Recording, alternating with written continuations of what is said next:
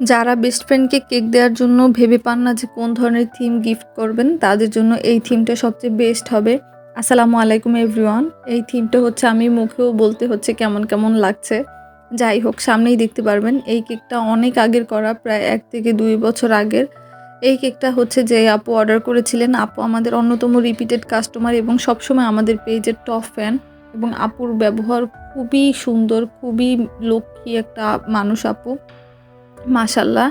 আপু হচ্ছে যখন এই কেকটা অর্ডার করেছিলেন তখন বলেছিলেন যে আপু এই ধরনের কোনো থিম হবে কিনা। তারপরে হচ্ছে আপু মেবি এই ডিজাইনটা দিয়েছিলেন, পরে আমরা এই কেকটা করি। এরপরেও হচ্ছে আরও 2-1টা কেক করেছিলাম এই ধরনের থিমের।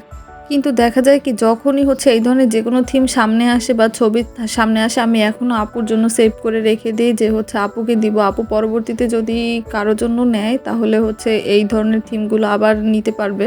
আর আরেকটা ব্যাপার হলো, আপুকে সব সময় দেখি হচ্ছে তার কোনো ফ্রেন্ড বা হচ্ছে কোনো রিলেটিভ, যা আপু কখনো হচ্ছে মিস করে না, যাদের জন্মদিন আপু সব সময় হচ্ছে আমার কাছ থেকে অর্ডার করে থাকে। আর আপুর ব্যবহার তো বললামই যে খুবই সুন্দর। তো যারা হচ্ছে বেস্ট ফ্রেন্ডের জন্য থিম অর্ডার দিতে চান, ভেবে পাচ্ছেন না যে কোন ধরনের থিম দিবেন, কিছুদিন আগেও হচ্ছে এক আপুর জন্য একটা গাধা থিম কেক করেছিলাম।